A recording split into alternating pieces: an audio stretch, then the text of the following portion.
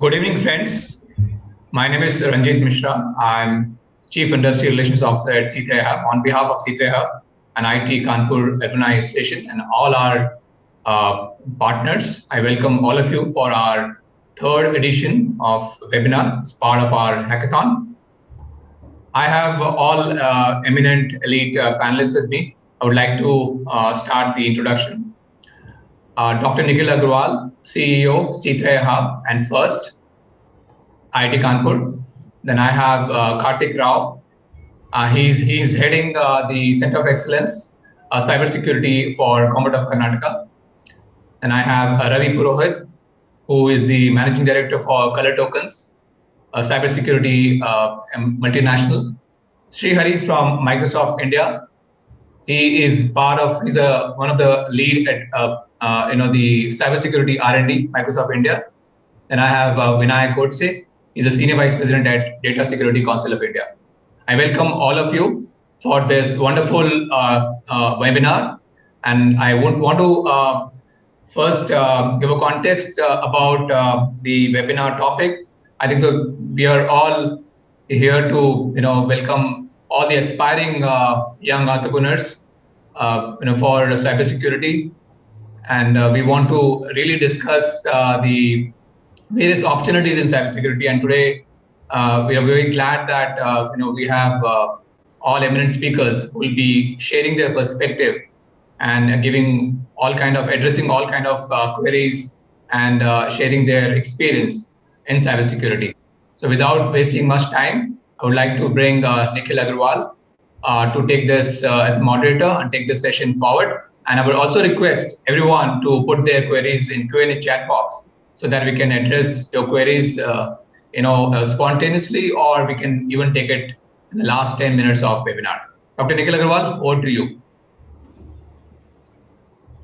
Thank you very much, Ranjit. I'm delighted that so many people are joining on a Saturday evening. That demonstrates the interest in cybersecurity in startups. In the last 6 months' time, 38 startups have been achieved unicorn status, other than the Flipkarts or the Mahindras of the world, which has achieved much earlier, which is a phenomenal feat as far as the India is concerned. Nobody has thought when the 2 years back when the COVID was started that we will produce, that these 2 years will certainly become the innovation year for startup ecosystem in the country. The rise of the startup is primarily attributed towards what we call it self-reliance, that we can do something together, something positive. We can do it in India. We don't have to be dependent on outside what is happening. Similar effort we are trying to do in cybersecurity. It has been said that in the last 2 years, the people who have made money out of it are the people who were either in the COVID relief, which is healthcare, or the cyber criminals. The more and more number of reports are being given that there is attacks somewhere, or there is a data hack is happening, or there kind of ransomware, which is whether it's United States or Israel or India, something terrible is happening across the world because of the dependence of the people on the digital infrastructure. So how do we safeguard our digital infrastructure? Are we ready? I think we are not ready. Particularly in India, we have a high dependence on the safeguarding solutions which we import from outside. I was recently speaking to a very large infrastructure company, the government department who handles the infrastructure, the government department, the Ministry of Shipping, which handles the ports. And I got to know from various conversations that the dependency on importing the security solution from outside is as high as 99% in one of the government departments. I don't want to name them in a public forum, but certainly we'll know that this is quite an open data. It is not a private data, that our dependence on importing solution from outside is very high. So what should be done? What we should, we will keep on saying that, okay, the innovation will not happen in India, innovation will happen outside, or something can be done here. So this is something which we are trying to do at C3 Hub. We are building up infrastructure to promote the startups. We are trying to provide some funding to the startups, and we are bringing experts like Ravi Purohit, Kartik Rao, Vinayak Godse, and Shri Hari, and along with my colleagues Rajiv Sarup and Damnish Harimaranjit, who are here to give you a glimpse of what opportunities exist in startup in cybersecurity. When I say it's a glimpse, because a 1 hour seminar, certainly we cannot talk about everything. There will be more to, but something which we are doing at C3I, we are building the India's finest cybersecurity uh, center in the country, which is second to none. And we are able to provide an unparalleled support to the startups. And now you will hear from the panelists that what opportunities that exist and how you can build up your startup and what is the reason for you to build up a startup, in particular in cybersecurity. With this, I would like to invite my panelists to give an opening remark for 1 or 2 minutes, tell a little bit about themselves, uh, what they exactly do, how, why, and how they are involved in cybersecurity, what their organizations are doing, and maybe then we take it to the next round. So I will start with Ravi Purohit, who is the CEO for Color Tokens. Ravi. Thank you. Just confirm if you are able to hear me well. Yeah, so thank you for the introduction to the topic. About myself, my name is Ravi Purohit. I handle Color Tokens in India as a managing director. And Color Tokens is a cybersecurity startup company in a way where we started about 5 years back. And our primary purpose is to provide a zero trust platform to our customers, which starts with the workloads and the containers where the core processing happens of any digital process that a customer of our handles, all the way to access. So our job is to make sure that each user is uniquely connected to each application or service that they are really intended to do. And the underlying principle that we use is zero trust. We do our entire product management, development, engineering in India, and we address all the global customers. Though our headquarter is in US, we have significant presence in India as well, where we are servicing many leading organizations in the country. That's about myself. Before Color Tokens, I was in other leading organizations like Wipro and TCS, and I'm an alumni of IIT Kharagpur, and I am Bangalore. So glad to meet you here. Excellent, Ravi. Certainly, we will come back to you with more information about what you're doing in Color Tokens. Now, let me go to the only government person in our startup panel, Kartik Rao. Kartik represents Karnataka government. Yeah, thank you. Thank you, Nikhil. I head a CISEC, which is Karnataka State Government's Center of Excellence in Cybersecurity. We are housed in the Indian Institute of Science campus. At CISEC, our work spans across pretty much all segments of the society. So, for a general public, we do cybersecurity awareness campaigns. For the tech community, we do skill building programs to promote skill building in cybersecurity. We also run an accelerator program for cybersecurity startups. And as a government agency, we provide any assistance that any of the state government departments would need on cybersecurity. So that's what we do at CISEC. Like I said, we run an accelerator program for cybersecurity startups. So last year we had what we called the zeroth cohort. We had 21 startups as part of the zeroth cohort. This year the 2021 cohort is about to start. We are having 14 startups in the current cohort. It's been good. We've got good insights into what are the challenges that startups face, in making inroads, in this domain, and we can talk about it later. So I think that's the reason the Karnataka and Bangalore is #1 for startups.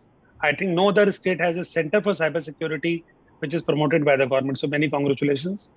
So now let me go to Shri Hari, who represents Microsoft. No reason to give introduction of Microsoft, But Srihari, what do you do in Microsoft? Thanks, Ramesh. Nikhil, yeah, my name is Srihari, and I work with Microsoft, heading the data science division for security and compliance. So let me quickly explain a brief view on where Microsoft security compliance comes into play. So Microsoft has a $10 billion business in security and compliance, which spans across selling beyond selling security and compliance products, but even protecting our own services. I mean, whether it maps to cloud security, whether it maps to Azure, whether it maps to Office, Exchange, email, or even the web servers. So, and along with the Windows and network services. So, in the what we do across at Microsoft is around giving opportunities for startups also. I mean, so there is startups.microsoft.com, and where you see, I mean, we encourage a lot of security startups also out. If you can go to startups.microsoft.com, you can see you get free credits. You can get up to like $350,000 in Azure, in GitHub, in multiple other areas in Office and security. So there are like a lot of opportunities, and I don't need to give more introduction to Microsoft per se here. Okay. Certainly, we interact closely with Microsoft Startup. It's a great program supporting the startups, particularly, and hand-holding them when they need the most. And there's another organization which do a lot for startups and cybersecurity, which is DSCI, and that is represented by Mr. Vinay Godse today. Vinay. Yeah, thank you, Nikhil and Ranjan, getting me in this discussion. So Data Security Council of India is an industry body and think tank for cybersecurity set up by NASSCOM. So we have membership base across the technology industry and most of the user organization and banking side, oil energy sector side, a lot of critical sector organizations and digital industry as well. So I lead there are many things that I do in DSI, but I lead the National Center of Excellence. It's like a national effort put together by Data Security Council of India and Ministry of Electronics and IT together. So we are looking at three or four agenda vessels here. One is the cybersecurity R&D part, and we are looking at how can we scale up the R&D work happening in the cybersecurity in the country. So we engage with on one hand academic institution, on the other hand we engage with a lot of this corporate R&D happening in cybersecurity space, and more importantly the R&D institutes like a CDAC kind of organization had been doing in cybersecurity space. We have a very good network now. We are trying to set up a cybersecurity research network, and we are able to see almost 300 plus individual researchers in academia and different kind of institutions have been working in a cybersecurity R&D part, and we are trying to see what they have been doing. And we have one of the key mandate of this program of National CEO is to how to commercialize, productize those R&D work happening in academic and R&D institutions in the country, basically. Apart from that, the startup initiative, DSI had been working on this since 2010. At that time, mostly we have been talking about defense and protection, but opportunities of cybersecurity, we started looking at that. We have almost 200 plus companies now, which has a product in cybersecurity space. So we have the focus program for early stage startup as well, and for the later stage startups as well. So we look at the market development activities for them, and very cautiously we are focusing on now investment ecosystem for the cybersecurity startup in the country. I think that's very good. I'll come back to you regarding the investment ecosystem, Vinayak, and what are the opportunities that exist. So one of the first questions which I have is certainly about, there is a lot of buzz about cybersecurity. In the beginning of my discussion, I also said, and you also, most of you have confirmed about the challenges being faced about the cybersecurity, and particularly the people who are fast adopting the digitization may not be aware about the cyber challenges. Now, what kind of opportunity? Because when we say, okay, are we safeguarding? The only role of the cybersecurity is to safeguard the data. Is that the role? Is the only role of the cybersecurity to educate? Is the only role of the cybersecurity is to serve the enterprise customer?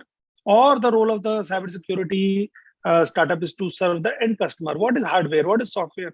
There are so many things that comes into the mind when it comes to cybersecurity startups. There are many technical minds out there, and they have a fair understanding of cybersecurity and the technical side of it. But what should be done? How do I shape up my startup? What are the real opportunities that exist? That is something which there my people's mind. So I would like to ask this question to the panelists: that how do you define the opportunities for cybersecurity in India and abroad? Whether or what kind of customers that exist when it comes to those opportunities. So I'll start with Shri Hari first. Yeah. So in the cybersecurity space, I mean, the way that we look at opportunities, if we start looking at like why the growth is, why the cybersecurity, the buzz is happening around here, right? Like when you talked about digitization, I mean, in the digitization, I mean, more and more people, I mean, are coming onto the digital networks. I mean, whether you want to call it as devices, whether you want to call it as network, whether you want to call it as using multiple apps. So a lot of users are coming onto these networks, and as you rightly pointed out, the first-time users that are coming in, right? The challenges out here are not just because of lack of, one definitely it is because of lack of awareness. Two, it is, for example, I'm using my desktop today. The way that I'm using my desktop, I start using the same way into cloud. So the data gets exposed out in cloud. Whereas, if I'm using in my protected PC out there, right, like, or in my protected mobile out there, now the challenge, there is an exposure that is coming up for more people. So that's where the challenges are increasingly happening. And coming to the opportunities in this security space out, it is not just about saving the data, protecting data from the, it is about protecting data, protecting identities, protecting networks. And for example, a hacker can come around and take the entire network down, the entire supply chain down. So which can be a bigger challenge out. Your entire manufacturing plant can get shut down. And we have seen recently ransomware attacks that are happening out. So it is all about having those defense mechanisms. One is the prevention, another one is the protection and remediation also. So in all areas of this space, if you consider like militaries, like our physical defense mechanism, we have we have parallels running in the cyberspace. So and one more thing out, which is more important here is, here all institutions, all organizations are collaborating as a community to fight the cyber terrorism, what we want to call it, right? So there are like lots and lots of opportunities, and there are many unknown dark areas, gray areas out there. So which are available for startups to tap into. I would just leave this. So thank you, Hari. I think you are right that there are many dark areas that are there for the startups to tap into. But the question that will be there is, when particularly to Ravi, is when he is a startup founder himself, running a startup company, how do I identify those opportunities? Because see, the real challenge, I'll tell you, because I work with startups all the time. Imagine there are two bright kids from IIT Kanpur comes and says, sir, we have a good understanding of cybersecurity, we want to do a cybersecurity startup. Now, how do you identify what kind of services has to be? How do you identify opportunity? What is the methodology of identifying opportunity? What advice you can give it to startups? See, it's a very interesting question. If you look at cybersecurity, is technically a complex subject, from a selling point of view. But what has happened is, because your physical infrastructure is now more or less getting replaced by digital infrastructure, businesses are understanding cybersecurity much better. So your IT guys are becoming a little bit of a, in their environment, how will it work? So you need to satisfy them. But essentially it is a business problem. It is not just a data problem. It is a business disruption, business reputation, and of course information problem. Secondly, this information is not only within their enterprise, but also the suppliers. So there are larger organizations who might think that their systems are very well protected, they are using the best software, best hardware, but the moment they connect to any external party and integrate their product, there are leakages, right? Now, as a startup, you cannot solve every problem of every company. That might be difficult to chew. But if you have a solution which you are focused on, which is very good, and if it is a platform approach, it's better. But if you have limited funding in terms of what you can achieve, I would say start with where business sees the maximum impact. Stay focused on a geography or an industry, because you have a replicability, because at the end of the day, it's about running the business, not just creating a cybersecurity startup, since you all are business leaders in the audience. So what I would recommend is that focus on a use case in terms of whether you're protecting a user or protecting the business process through an application protection or a server protection or a network protection, but keep the business in mind when you're designing your solution.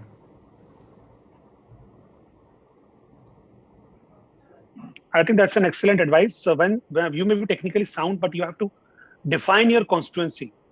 It could be a geography, it could be a user base, or it could be a customer, it could be enterprise level. So define your constituency. The reason I'm saying using this word that we are sitting in UP and elections are coming, so everybody is talking about constituency. So the way the MLA has his constituency where they fight the election, or CM has a constituency where they fight the election, you have to fight your election. You have to identify that constituency and define it, and then tackle that. Then try to understand the problem that they have and try to develop a solution. I think it's a great way of doing this. Going to Vinayak. Vinayak, you speak about that you are industry representative body for security or cybersecurity companies. So what exactly DICI do and how they help out the startups per se? Yeah, so you just look at, 2010 we have very few startup, and now we almost 200 plus, which I talked about, right? So I'm focusing myself only on startup basically. So since 2010-11, we started seeing the opportunity side of cybersecurity and the kind of challenges it throws. So no matter OEMs like Microsoft has been improving a lot in the way they do security, right? I just try to track the patents filed by the Microsoft, Google's kind of organization, and 200-300 plus patents has been filed recently by them to improve the security of their own systems, basically. Still, the way systems are being used, there are millions of different ways systems have been used for different applications, different purposes, basically. And the way digitization is pushed for the improving the experience of consumer or productivity or finding new opportunity, the digital footprint is quite significantly increasing, right? And that throws a lot of those new use cases which can be picked up by startup, and they can work on developing solutions, basically. So since 2011, 12, 13, so we started looking at that. First of all, we started acknowledging the work happening in cybersecurity startups. So we started these innovation boxes and ideas. So we'll get startup and talk about, come and talk about the use solutions. So we started giving awards to them, basically. Then we started engaging the startup and started getting them to the different kind of trade exhibition that we host, and we take it to the other geographies as well, basically. We started looking at with government to see what can we do to help startup, basically. Now the policy ecosystem has quite evolved now to help startup. There is a preferential market access policy, which is already for cybersecurity exists now. So most of the public sector organization has been leveraging. So I wouldn't imagine a public sector bank talking about working with startups. I helped one of the public sector bank to define the cyber startup policy, and because of that, they could get 3-4 startups, security startups, to work with them, basically. So all those changes are happening from the market development perspective, basically. So we have this industry membership base. So most of the user company, most of the banks, most of the financial company, most of the manufacturing company, telecom company are member of DSCI, basically. So we work with the CISO leadership of this country, and we tried. Initially, it was difficult for us in 2013 and 14, but now most of the CISO are open to work with startups, do the POCs, do the piloting, and now public sector CISOs are also joining us in this journey, basically. So, and then investment ecosystem, which we'll definitely talk separately on that, but we had seen a lot of momentum created in investment ecosystem perspective as well, basically. And some of those things which happen in the country, right?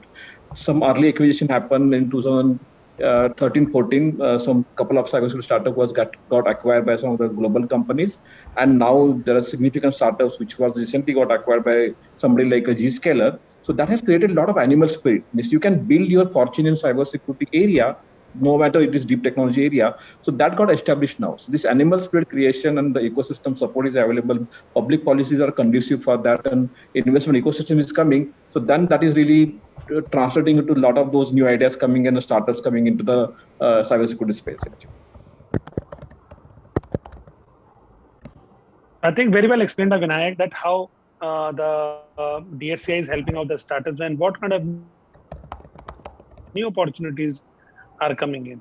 So coming to Karthik, you are the only agency supporting the startup from the government side. So it is only supported, you need to be a Karnataka-based startup or any startup support? That is my first question. And how you support? And you said that you are based out of ISC. So does that startup has an access to ISC infrastructure, mentorship or technology? Yeah, so let me start with a minor correction. So Karnataka is not the only state that has a center of excellence in cybersecurity. I know of a couple of other states. So West Bengal has a very vibrant center of excellence in.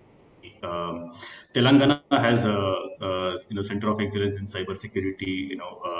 Supported by DSCI. So yeah, there are other states also which are providing this focus to the cybersecurity domain. Coming to what we do at SciSec, so yeah, the startups will get access to ISC if they're having any research problems, right? So if they have a research problem on which they want to work with ISC faculty, they'll be able to do that. Last year we did like a demo day where the startups were able to present their solutions to the ISC faculty as well as alumni, but beyond that, one of the key things we would like to do is to provide the startups an opportunity to do a pilot, with any state government department which will have a matching use case, right? So let the government take the role of being early adopter or validator of the solution from the startup, and give that opportunity for startups to do a pilot, and hopefully that will allow them to scale up. You asked about who can apply for our accelerator program. So startups from across India can apply, but there are certain benefits that will be limited to startups which are based out of Karnataka. But otherwise, yeah, so for example, if you see our website, we have got a stellar set of mentors, who provide mentorship support for the startups. The mentorship support is available to all the startups who are on board our cohorts. But certain things like government pilots, etc., will be specific to startups based out of Karnataka. Okay, many thanks, Karthik. I think this is very important that, and thanks for letting me know that there are other centers also exist in West Bengal. I think I was aware about, sorry, I missed out Telangana. Rama is looking after Telangana. There is Shri Rama, yeah, something of that name is there. She was looking after Telangana. But Yeah, West Bengal Dr. has Shri it, Ram. that's a very good. So West Bengal has it, that's a very good news. And I think other states should also follow and setting up the Center for Cybersecurity. And recently in Uttar Pradesh, we have set up with UP government, we have set up the Center for Artificial Intelligence. I think a lot of work that we will do in AI will also will move towards cybersecurity as well. So my next question is related to the public policy. And we have representative from the large organization, public policy, startup. So it's a very balanced that way. Now, cybersecurity also is, though it's opened up a lot of opportunities, but also create many challenges for adoption of those solutions. Like, how do I open up my network to somebody unknown? Already my network is hacked. I know about it. There is a challenge that I'm facing in my network. My customer data is not secure. I have encountered some kind of attacks also. Now, how do I give it to another small company, which is a startup, which is testing out solution which is not established? And how do I? And in fact, I will put Shri Hari into the spot. Why should I give it to Microsoft and why not to a startup? So, what are the nuances that you face, Shri Hari, when it comes to choice between a Microsoft kind of organization or a solution developed by a startup?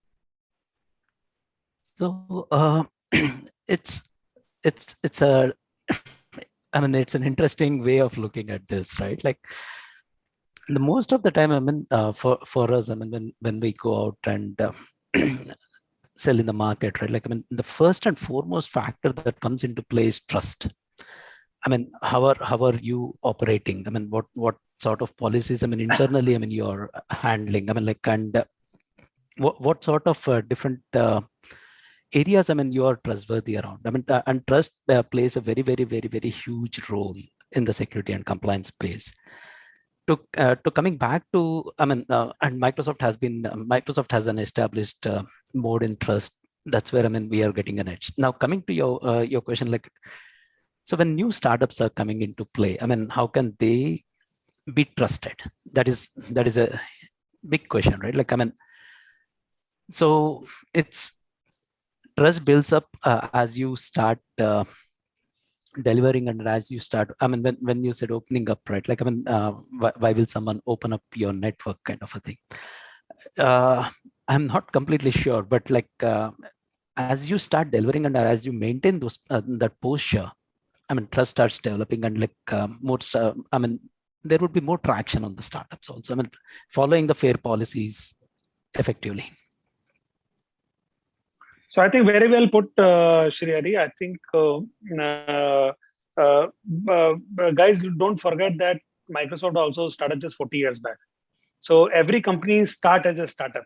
No company that does not have a legacy of having some kind of background. Bill Gates and Paul Allen, we have read about them hundreds of times.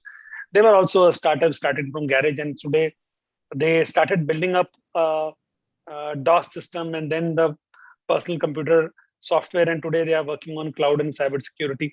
Certainly, number of products which Microsoft offer today, they offer for the first time. The only thing which they came when they go to the customer, they say, hey, that we have done it hundreds of times and we know how to do it right, but this product may be new. So when the customer put the trust first time into first product, it is like putting up a trust for the first time for a startup. So if you have a conviction and if you have a good solution to give, and you believe that you can do you can solve the problem of customer. If I am the customer who is in trouble, I will certainly give it a try. So certainly it's a difficult proposition, but those who I would say overcome the difficulty, they become a unicorn. And I think that's something which Ravi and his company has done. So Ravi, what challenges you faced when you started offering your services to the new customers? I think like before I go to challenges, let's look at an overall challenge, right? I mean, it's a very unique challenge that we have where the size of cybersecurity industry is about 200 billion, but the size of cyber damages is about 6 trillion, which is about 7% of global GDP, right? So for every dollar that any customer is paying to us as an industry, they're also spending $30 for other purposes, right? Satisfying the hackers and damages and so on. This in itself is a very big data point, which kind of drives me that customers don't want to pay that $30. They are not definitely convinced with the solutions that exist, right? So they will give you a try. That is point number one, because they believe in themselves that they are not secure, right? That's given, right? So of course the next question comes is that if you compete against some established player and you're trying to disrupt, they will not disrupt them right away. They will possibly keep them and add your solution. So you should be able to integrate, at least to begin with, in the ecosystem of the customer. And that was something that we found that most of the customers would want to see it in a smaller area within their larger company. to test our solution. And once we have delivered our solution to a couple of customers, it kind of had a cascading effect, because a referenceable customer is like highly valuable as against a fantastic sales guy, right? So if you look at it from a opportunity point of view, a startup basically have to really evaluate two things: that is this a need that everybody has, and second is this a need that I can service also, right, everywhere. So it's not like, for example, cutting hair is a global need, but I can't service if I'm a barber, right? So it is not a startup. But cybersecurity is a global need, and it is also globally serviceable. Things are possible to do remotely. If you have a cloud solution, you don't need to physically go to sell to your customers. You can sell remotely. So that's another advantage that we had. Ours is a cloud delivered solution. So we were able to do that. So the challenges we essentially faced for initial customers were, proving our solution in a test environment. And for the subsequent customers, the current challenges would be scaling up to their entire larger enterprise, right? That's the next degree of challenge that we face. So I think I agree what the Ravi has said is about that. If you go to a customer with a strong data points and statistics to prove that this is something which, and there are examples exist, like as I have said, Microsoft was a startup 40 years back, Color Tokens was a startup not very far. So there is, and then the government is also coming forward in supporting the startups. There are policy decisions which the government has taken, which I would request Karthik to highlight some of the policy decisions that how government is engaging startups. Right. So, several state governments have like the incubation program for startups.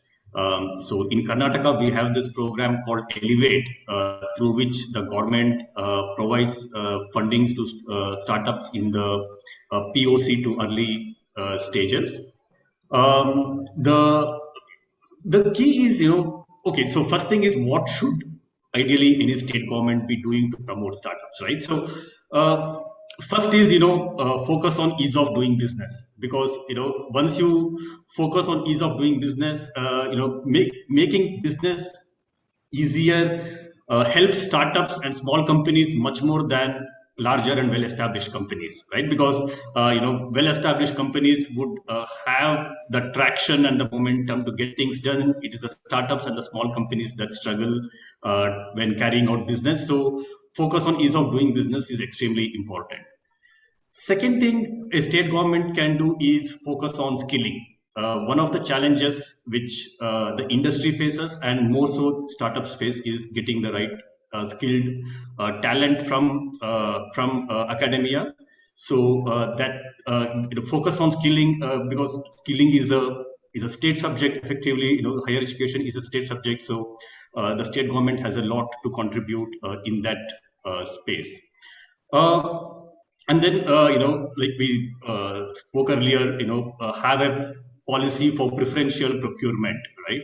A lot of states today have this kind of policy. Karnataka very much has a policy for preferential procurement from startups.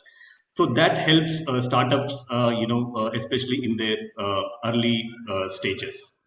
And like I said, another aspect which the state government can really help startups is by providing an opportunity for doing a pilot, right? So wherever one of the state government departments has a matching use case, let the startup conduct a pilot, see if the solution can be validated. So this is what any state government can do.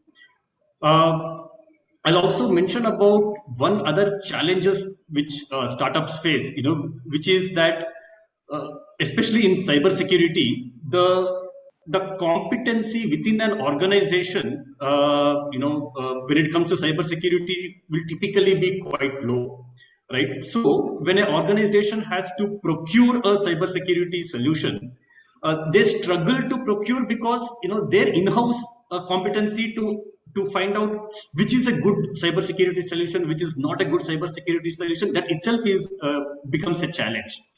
So a lot of times, especially large organizations, what they do is they end up insisting on, say, the OEM or the solutions should feature in a Gartner quadrant or a Forrester Wave when they do the procurement, right? Or any of these analyst reports. This creates an inherent disadvantage for startups. And I think, this is something which as a community we should focus on. How do we enable the startups overcome this challenge? Through SciSec, we have initiated a program called Cyber Matrika. The objective of Cyber Matrika is to prepare a set of standard specifications for various kinds of cybersecurity solutions. So that when an organization is doing a procurement, they can pick up the standard specifications from this repository, and then do a procurement in a more open manner, as against insisting on being featured in specific analyst reports, etc.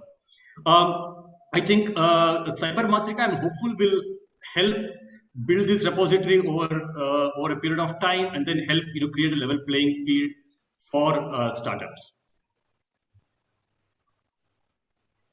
Thanks, Karthik. I think you are right that many state government organizations are now insisting that the startup should be given an opportunity for government procurement, including the Maharashtra state. I remember that they have a policy. If you are selected for a startup solution, then they will give you 25 lakhs worth of orders. Similar work has been done by even the central government. So once that's a great opportunity for startups, if they are able to prove their solutions is accepted by any of the government department, then certainly it can be procured by other departments also. So I think there is a good time to start contacting the government for doing this. And the real challenge is about that the education side of it and the public policy side of it. An organization like DSC which support the public policy.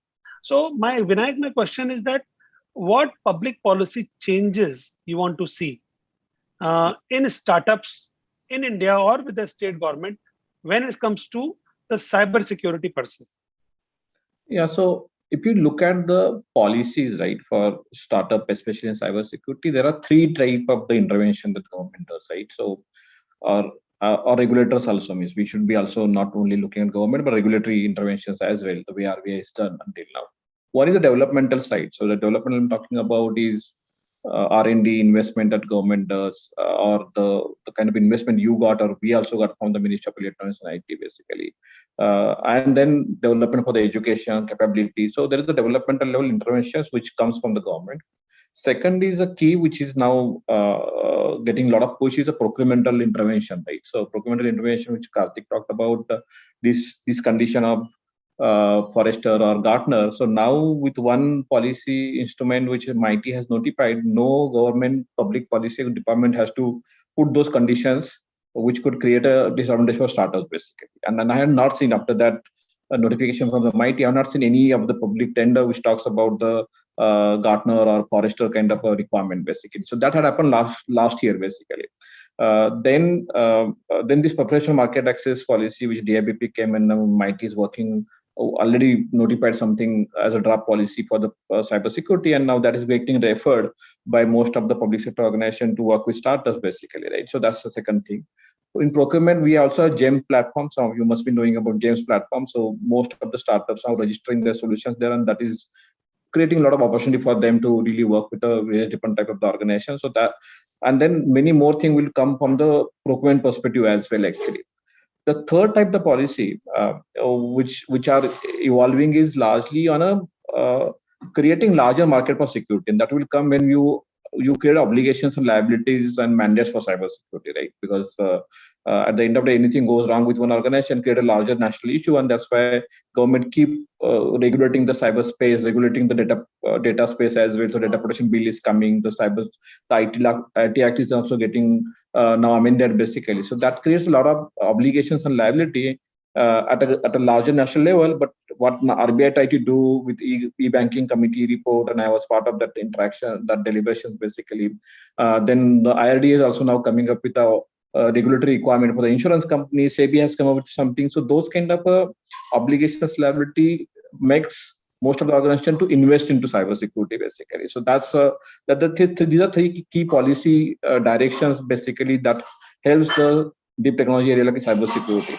And then apart from this basically, so now what government is really trying to do in the upcoming cybersecurity strategy, which we all are aware that we are just waiting for the strategy. So quite significant investment government is trying to now put for the overall cybersecurity basically, and that will have a lot of things on research, a lot of things on a startup ecosystem, a lot of things on academic engagement basically. So and that will probably bring all of those things that we see. Basically, the investment is a challenging area for us at this point of time.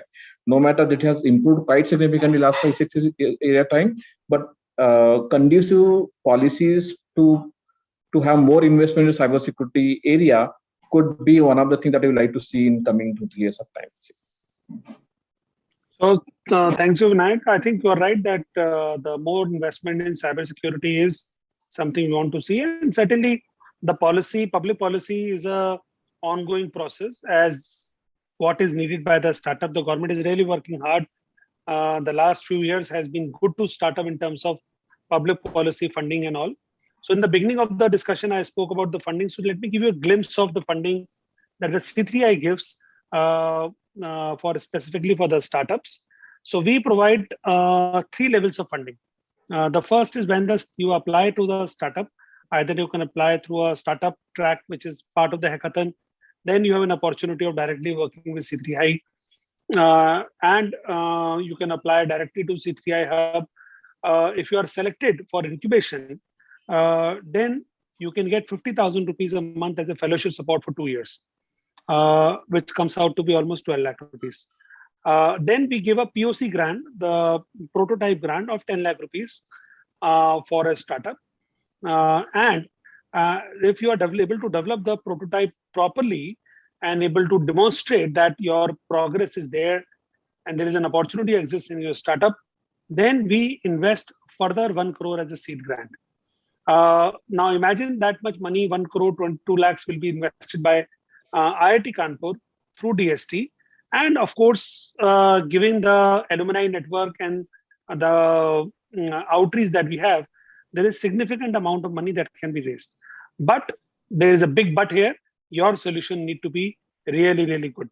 So we invite startups to come and work with us. Even if you have an idea, please apply. Ideas can be developed. If you have a small POC or some kind of working model, which is even good, you can apply. We can make it better. We can invite professors and mentors from the IIT Kanpur to give you a support that what you need to develop your startup. And we have people like whether it's Ravi or Shri Hari or Vinayak or Karthik or our own internal people who are there, who are experienced enough to shape up your startup. So I would invite all of you to certainly apply for a startup track so that we can evaluate you. You can share your ideas with people here and more people can actually see your solution. So there is a question I think Shri Hari has. No. Your hand is up. Okay. Oh, okay. I didn't realize. So,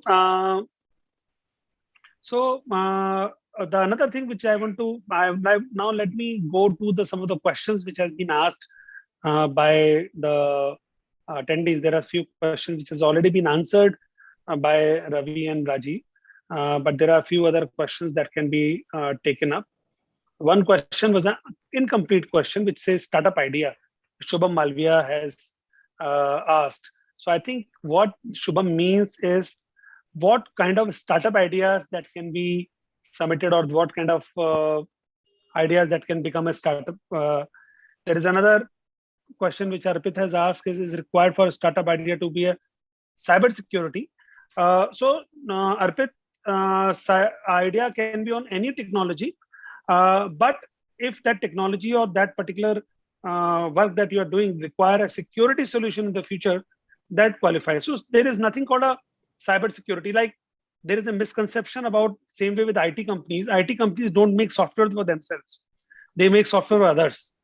Companies like Microsoft or others, they design solution for others, for retail chains, for banks, for financial institution, for manufacturing institution. Huge number of organizations use their solutions. So they don't make solution to secure Microsoft. Of course, they must be having some kind of solution there, but primary idea is to sell. Same way, if you are developing, if you are having a robot, or if you are having an IoT device, or if you are working on a fintech, or you are working on e-commerce platform, or you are working manufacturing, you will require to secure your infrastructure. That is what we call a cybersecurity idea. And if we wish to develop that idea further, not just a plug and play from outside, we believe that is a startup idea for cybersecurity, and you are eligible to apply. So we invite companies who are in different domains to apply to us, which Rajiv has aptly put out. The applied cybersecurity is relevant for all technology solution. We are not looking for a pure play cybersecurity solution. Okay, I develop an application security exclusively to safeguard the malicious attacks. Yes, you are a cybersecurity company, but somebody says, oh, I work in with large scale of customers, and I have 1 million people e-commerce database. Will I become a cybersecurity company? Of course, you have to become a cybersecurity company, because you have to safeguard that data of 1 million customer on e-commerce. So that makes a cybersecurity company. Okay, so let me go to, there's any other questions coming in. Okay, I think this is a very important, interesting question Sahil has asked. What do you look at an idea to solve a problem? Let me start with Ravi with that. It's a little difficult and a broad question, but if I were to box it in the context of cybersecurity, let's assume that you are interacting with a set of customers or set of people that you know, and they are doing some particular business. Now, anything that if their business is all physical, then then their cybersecurity ideas will be a little bit limited. To stretch your imagination. But if their business is at least 50 to 60% digital in whatever shape or form, internal or external systems that they have, I'm sure that there are certain areas which are very likely to get disrupted or damaged or halted. And if you can pick ideas by speaking to the most likely customers of yours, that would definitely be your good starting idea. Now, if you take a completely different dimension, if you are a very good technologist and you understand network, operating systems, data, AI, ML, then you should focus on your domain, which is your strength, and look at the areas where business have started using those technologies and where they are assuming that things are pretty safe and there can't be any disruption there, right? So if you are an ML person, please look at how your customers or you yourself are managing the data, and this is a lot of data, right? So if that data itself gets corrupted, then there is a problem. If you are a network person, I think look at how your networks are getting secured. Operationally, can you make it easier for securing networks, right? So look at those kind of areas to solve those problems. Thanks a lot, Ravi. I would like to add. Yes, I would like to add to yes, what Ravi just said. Okay. Yeah. I mean, when we are thinking of cyber security, right? Like, I mean, it is not only the security aspect of the data. I mean, for example, even like fake news, right? Like, I mean, some fake news spreading about a company, I mean, it can damage the company's reputation altogether. I mean, securing yourself against the fake news is also a problem. I mean, is also a valid problem. I mean, it might not fall under the explicit definition of cybersecurity, but as such, right, like when it can cause damage to business reputation. There are multiple other things, right? Like, I mean, revenge pornography, child pornography. I mean, like lots and lots of challenges exist. And Ravi initially mentioned about, like, I mean, there is the attack. The cost of the attacks is around 7 trillion, whereas I mean the current business is just in billions, right? That effectively means, I mean, there are n number of challenges out there, and if you're just looking at the challenges that are being solved by other companies, I mean, that might be one way to look at it. But look at the problems, I mean, that are there. I mean, look at a personal problem that exists out there. So pick a problem and then start trying to apply what can go wrong with that.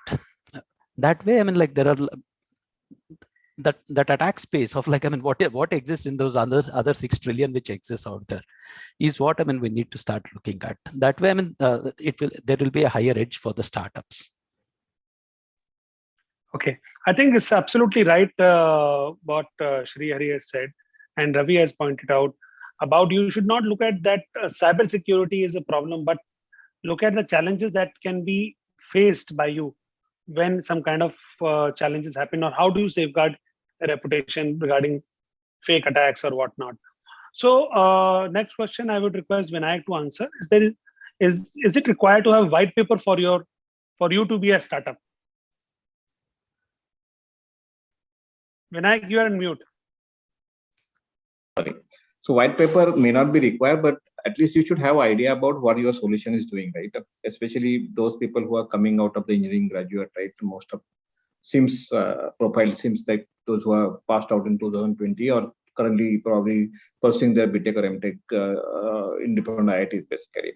So you guys are learning the technology stack well, right? So you know how to use AI/ML, you know mathematics well, you can look at the cryptography. So what is happening is cybersecurity is throwing challenge for these technology stacks. Means, for example, if you just look at any area in cybersecurity, right, from application security, data security, to resiliency, to hardware security. So you have a play of applying your data science, machine learning, in-depth understanding to solve a particular problem which is existing, and probably some of them are evolving as well, basically, right? So that's the one way of looking at it, basically.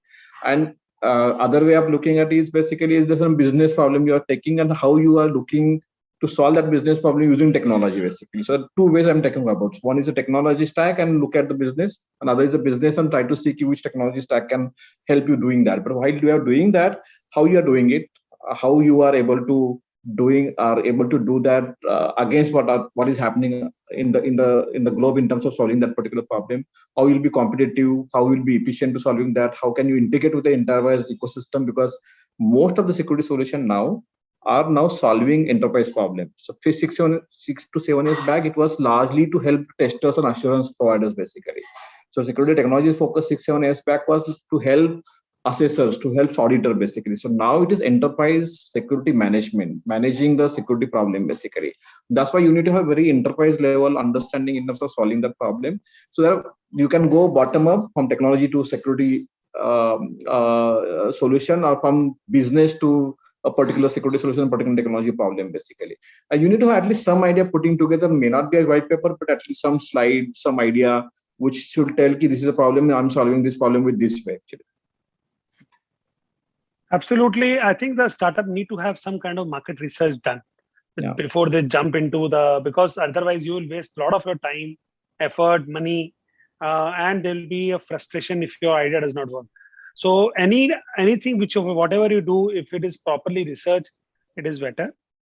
So last question, I will take it, and then we can request the panelists to give a closing remarks, which is from Shubham Malviya. Everybody is talking about defense in depth, but not depth in every level of defense. So that I will request Karthik to answer. Yeah. So Shubham is right. So we talk of defense in depth, but that term, what it misses is in every layer of defense in depth, there's actually a significant width of or breadth of solutions that go into each layer. Right. So if, for example, if you take say this laptop, right, just running an antivirus is not good enough to ensure protection of my laptop, right? So in an enterprise context, we need to apply sufficient amount of hardening on the laptops. We need to ensure the laptops are encrypted. We need to ensure that there are strong data leakage prevention solutions running on the endpoints. So when we talk of defense in depth, we need to be cognizant that each layer in defense in depth consists of multiple other it's almost like a 2x2 matrix, right? It's a 2-dimensional matrix and not a single-dimensional defense layer of defense. I think you are right. Karthik is a very well answered about the depth in defense and defense in depth. It's a tongue-in-cheek kind of a question. So many thanks for the panelists for coming today. Before we close the panel, let me request the panelists to give one message to the startup and why it is such a lovely time to be a startup. We start with yeah, so I think this decade, right, this people talk about technology decade, and there are 3 foundational technology which will be driving the technology development and probably transformation that we'll see. That's security, cloud, and AI. So security is one of the fundamental discipline which will be driving the technology industry coming forward, and that's why you have a lot of opportunities which are coming in cybersecurity space. Investment ecosystem is coming because overall research ecosystem and investment ecosystem, and what we all are doing here, right? Karthik, Nikhil, you, Ranjit, plus what is happening in West Bengal, plus at a national level, what we have been trying to do. So we are here to be part of the ecosystem basically. The ecosystem is there, investment ecosystem is coming. Cybersecurity as a demand is significantly rising basically. So there is no better time to have your own venture in cybersecurity than this particular 10 years of time from now.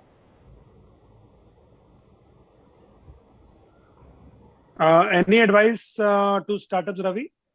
I would agree to Vinayak. I think startup is becoming one of the very fundamental, core capability of India. If you look at how we have come forward, and I think it can take India to a very big global stage. What I would say is, as a startup founder, I would say that this is where your purpose, people, and product come together.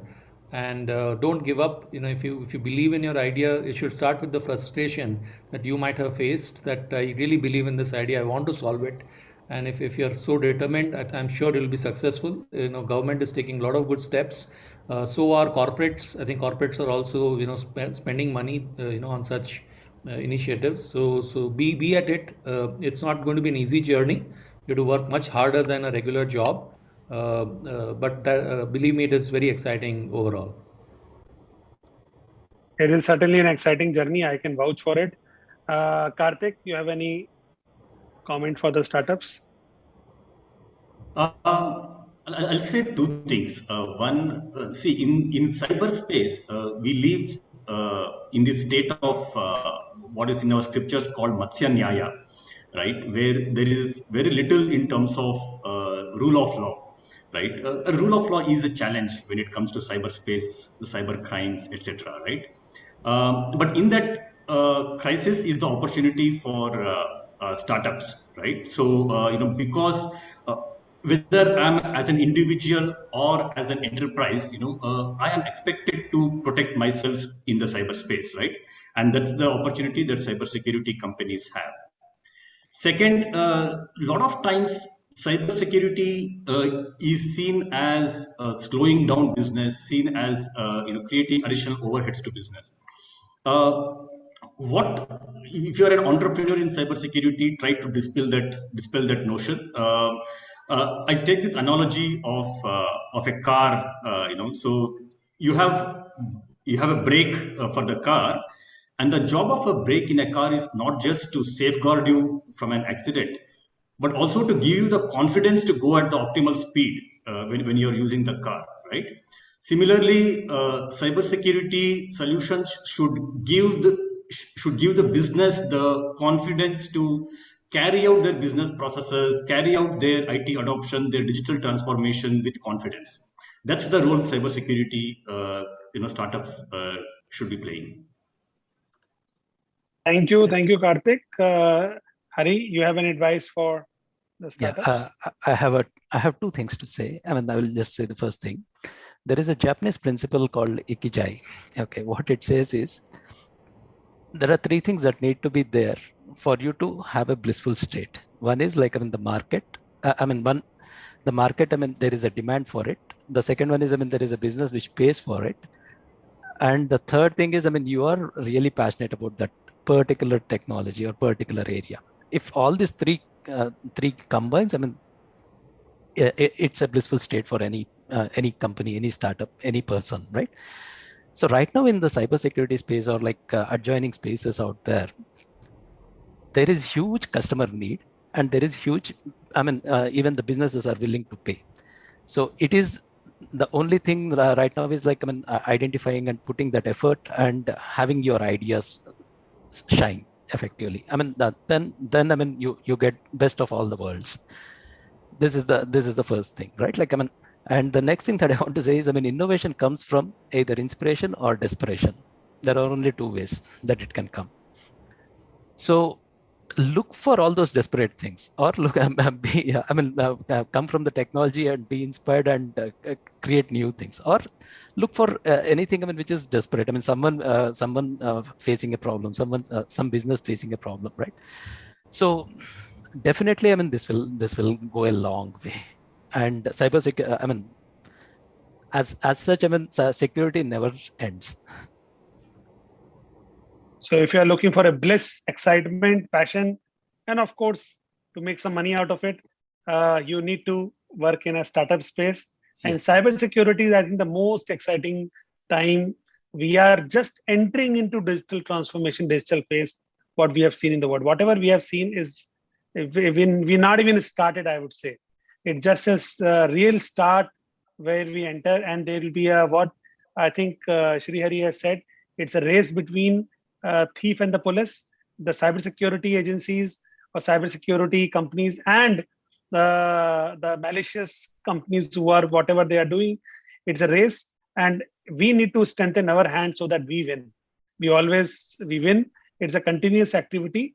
And my request to all my startup who are listening us today is to apply, to work with us, because we together are not 1 + 1 is not 2. We are in fact 111 or maybe 1,111. We can really make something of a difference. And my many thanks to all the panelists for coming for this Saturday afternoon. And tomorrow definitely we will win the India-Pakistan match. Don't worry about it. I will not say that we have implemented some kind of security code, but we know that we will win. Yeah, Nikhil, thank you so much for moderating this webinar. I would like to just give a solid data pointer here. Today, if you look at in India, we have close to 30,000 startups, and there are only 250 indigenous startups in cybersecurity. Only 250, which is equal to $92 million business revenue. So, and we are talking about $200 billion business today. So I think there's a long way for Indian startup, and this is the best platform, to come forward and join hands with IIT Kanpur and all other programs which we are running with Government of Karnataka, DSCI, and NASSCOM, and any other big companies. So I look forward for another webinar on 30th for various career in cybersecurity. That will be conducted by Rajiv Swaroop. He'll be moderating it, and we'll have very solid, eminent speakers there.